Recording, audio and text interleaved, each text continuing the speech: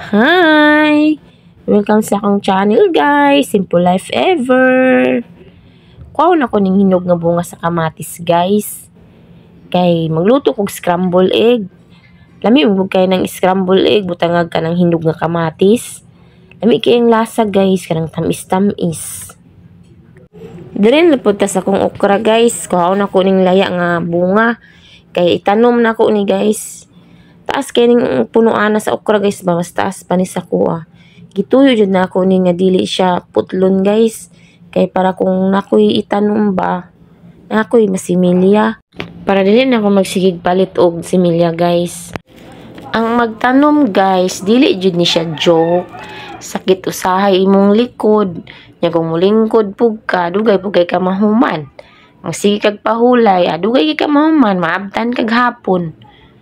Manghawi mong mga bukton, imong hawak. Mao nang saludo jud kay ko sa mga mag-uuma. Kay tungod nila natay pagkaon sa atong lamisa. Kani akong gitanom nga okra guys, mga pila ka bulan gikan sa akong pagtanom. Mamunga na ni. Lami biya ni siya sa kuan guys, kanang lapuan. Nagwapo pud ni siya isagol sa pinakbit. Lami pud ni kaayo. Napod ko yung mga saluyot guys, mga turok ra ni sila pero wala ko giibot kay lami ni siya sa lawoy. Tanglad na pud akong itanom guys. Kaning tanglad dali ra ni siya patubuon guys. Nya pag matubo ra ni siya, dali ra pud ni managhan. Daghan pwede gamitan ani panglamas guys, ang uban kay ginabutang nila sa lechon manok, kanang ginasulod gani sa tiyan sa manok. Unya ginagamit pud ni siya sa sabaw, kanang magsabaw kag kanang lawoy, lami pud ni siya, lami ang lasa sa imong sabaw ani pag naay tangad.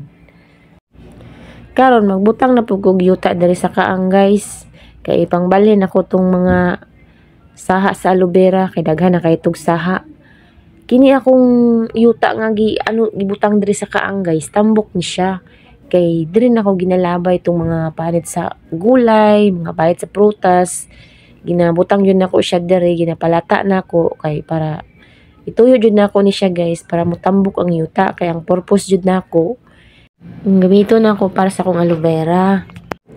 Mao na ni akong aloe vera guys. Daghan na gani kay siya saha guys. Nagduot na guys siya sa kakaang. Kung dili na ako ni siya ipangbalhin, di gid ni siya manubo. Kung namay mutubo ani pero mga gamay lang kay guot naman kaayo. Mas may siya ibalhin kay para managhan na pud ba. Nya manambok pod kay di mo tambok kung dikit-dikit jud sila. Pero dili tanan mabalhin ako guys kay gamay ra maning kaang akong napalit. So dili jud nako tanan mabalhin. Kani aloe vera guys, ginagamit na ko ni siya sa akong buhok. Pero pwede po ni siya gamiton sa naong. Pero sa ako, sa buhok lang nako siya ginagamit. Kaya wala pa man ko katry, gamit siya sa naong. Kung magtanom og aloe vera guys, mas gwapo siya ibutang sa sulod sa balay. Or kung dili ninyo ibutang sa sulod sa balay, pwede raman sa gawas. Pero mas gwapo siya ibutang sa kanang ilalom sa punuan.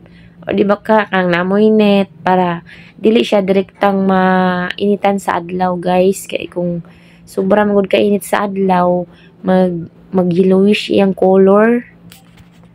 Nanagani ko yung mga aloe vera nga mga yellowish ng color guys, kay direkta naman gud siyang maigo sa adlaw. Kay sa una, ibutang na ko na siya diri ilalom sa ampalaya. Yan, namatay naman namong ampalaya, kay matay man jud na siya madugay.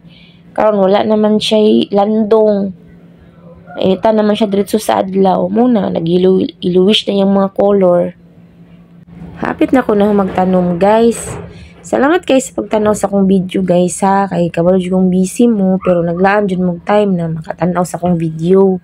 Nya, palihog na lang pod kog subscribe sa akong channel guys para ma-update mo sa sunod na akong mga video. Daghan kayong salamat guys. Bye.